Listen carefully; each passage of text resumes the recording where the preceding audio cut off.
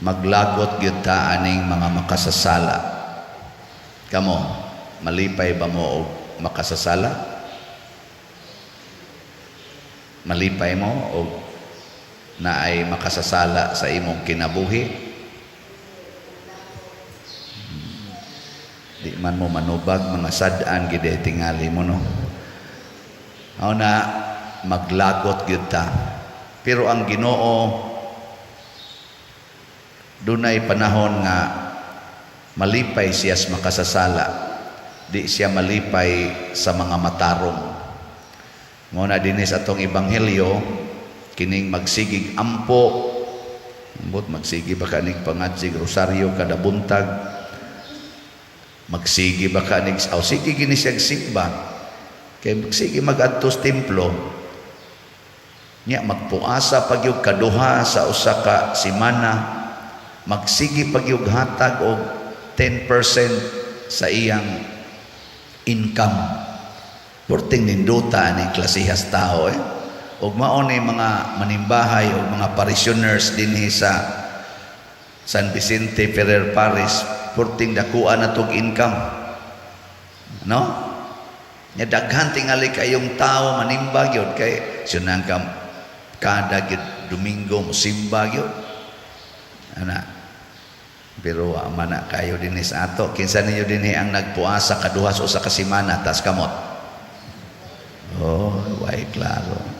Kinsay dinhi mohatag gyud og 10% sa iyang income tas kamot?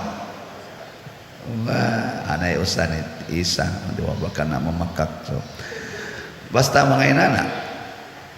Onya. Unsa naman na bati kay ta.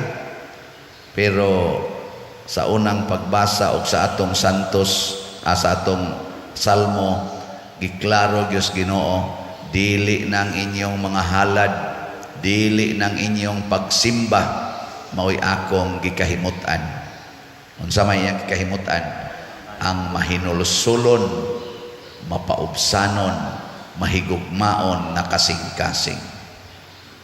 Mahinulsulon, mahigugmaon, nya mapaubsanon pagyud nga kasing-kasing.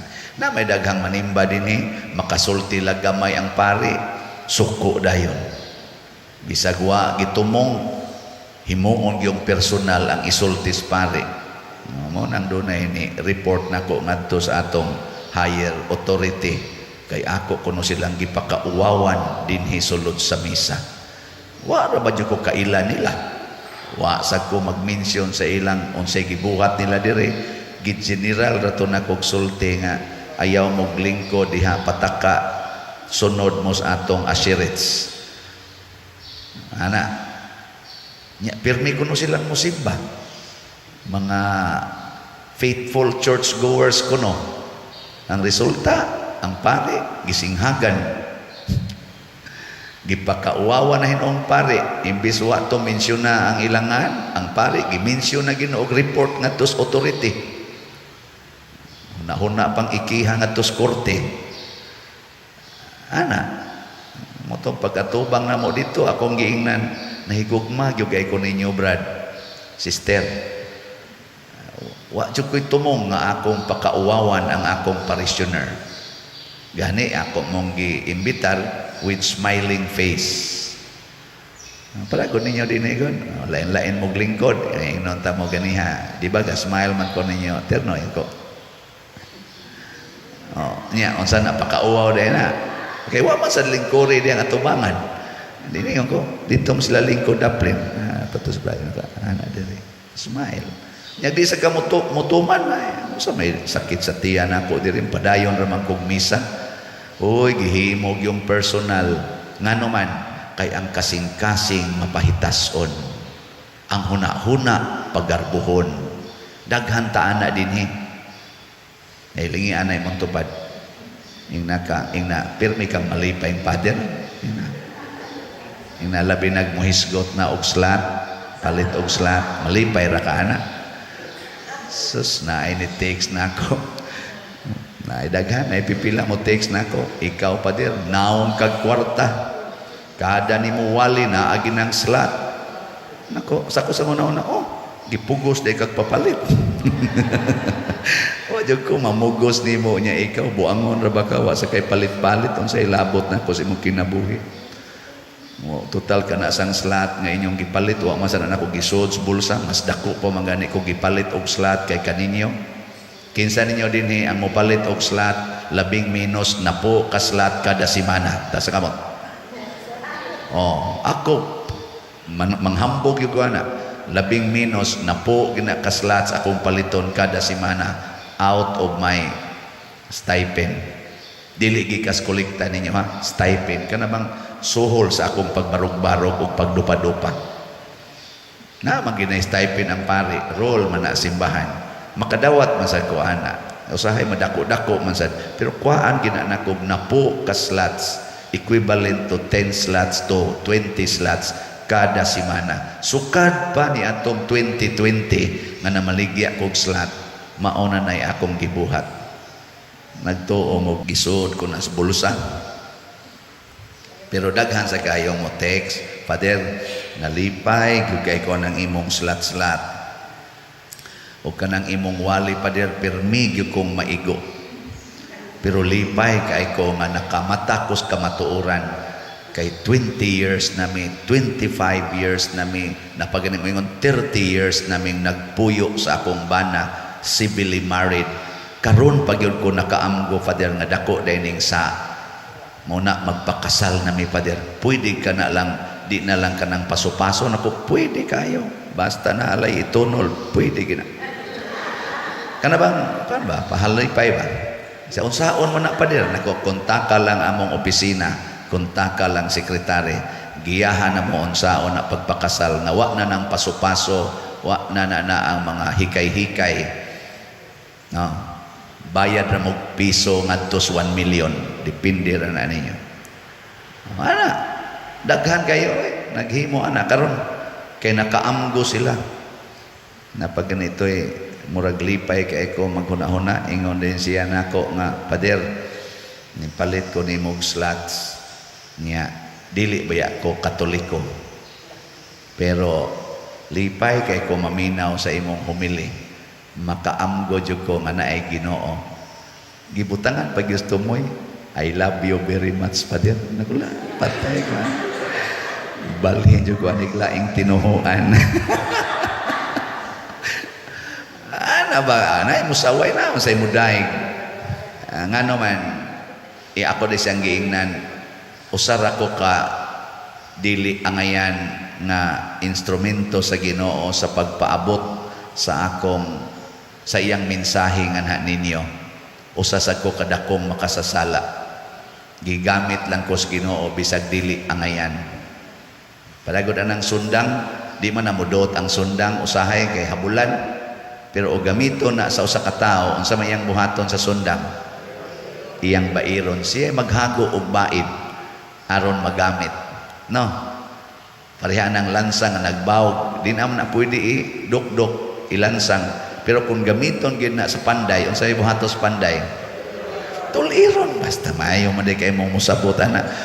Pero kung ang lansang dili musugot kay gabawog na siya, inigtulid mabalik, ilabay sa kaning panday, ha? Way ayon, balik man. Pasabot ni supak ba? Wa mo paubos, wa mo uban. Nasa na idaghan din ninyo? Kamo mga buangon, mamo parihara man ta. Mga bakakon masan mo dagko. Di ba? Mga hambugiro masan mo, mga daw masan mo, mga isipan masan kay mo. Parihara man ta. Pero ang Ginoo kada adlaw, kada nato simba, sige jog ingon pagpaubos ang kuna imong sa. Ang kuna imong sala nya ayaw na nag-usba, mahimo ra lagi na, ako'y tabang nimo. Ikaw di madaoy dako na kay ni akong sa yang Ginoo, naapa ba imposible nako? Gigano pagpaubos mo to'y gihimos tax collector, gisalikway na siya sa katilingban, mo tong nagpalayo na lang siya simba kay uwaw man kay mong paduol, pasiplatan man siya sa mata, simba-simba ni panuway dako ganana mang mga tao, mo tong dito siya sa layo. Pero di gani siya muyanghag kay basing makita niya ang mga mata ba nga condemning eyes ba sa mga tao nga tuwa sa simbahan. Nabiya na daghan mga condemning eyes. Motong magduko ra siya. Pero ang iyang kasing-kasing nisaka ngadtos Ginoo, pukpok siya siyang dughan. Ginoo, kaluy itaon ko kay usa ko kadakong makasasala. Kanara yan gisulti. Pero ang iyang kasing-kasing daghan na ito gisultis Ginoo. Lord, nagbasol nako ani akong sala, kining akong pagpuyo-puyo. Lord, ako naning hunongon, iguli ron ako, din ako mopuyo tupad sa akong bana. Nasam ka mo tupad adto nako sa akong lula. Na ini-text nako, Pader, unsa may akong buhaton nga sobra naman sa 20 ka tuig ming nagpuyo. Pero Pader, mga pila to ka tuig, mga 5 o 8 na ka tuig, nawa na kuno sila maghimo anang pakighilawas kay nasakit man iyang bana, na diabetes man. Kana kunong madiabetes, wa naman kuno ginay mahimo. Inako, siya unsa may buhaton Pader, pwede na ko mo kumpisal, pwede na ko mo kalawat. Nako, 3 things to do. Basuli ang imong sala nga nabuhat. Ilhag yun nga sala tong pila ka tuig nga nakigpuyo ka. Ikaduha, biyae ang maong buhat. Dumti ang maong buhat na makighilawas ka sa lalaki o sa babae na wa mo'y kasal. Condemn, hate that action. Haron yun imong mapamatud-an nga you hate that action, ayaw na yung tupad o higda sa imong bana o sa imong asawa. Bisan pag masakito na, kaya kamot anak di pa man na masakiton. Awa mo kasabot, mau lagi na. Na pasabot, hastang hunahuna usma, dili lang kay ang physical sit up, hastang hunahuna, hastang kasing-kasing, kay ang gustos Ginoo mahinulsulon na kasing-kasing, dili lang physically. Wa naman mi Pader, wa naman mi kay masakito naman o lagi. Pero unsa may inyong pagtagad sa usag-usa, banag asawa gyapon, hate that thinking. Kaya di man gid mo tinuod nga ba nag-asawa, kaya wa man mo'y kasal. Sa imong kasing-kasing, usbagin na. Og anha ka diya, pwede nang mangumpisal. Pwede na ka mo kalawat. Pero tungod lang kay paralyzed, o niya, sige lang yapon mong tupad og higda, mura lang yapon mong husband and wife, gakos lang yapon. Mura lang yapon mo ana og gadua-dua sa Ginoo, kay ang kasing-kasing wa man mausab. No. Maura sad na kamo, usban na inyong kasing-kasing, pamalit na mugslat, kamo wa kapalit. Ay pagsigig hunahuna nga ay pobre man kay ko, lisod man kay kustanan.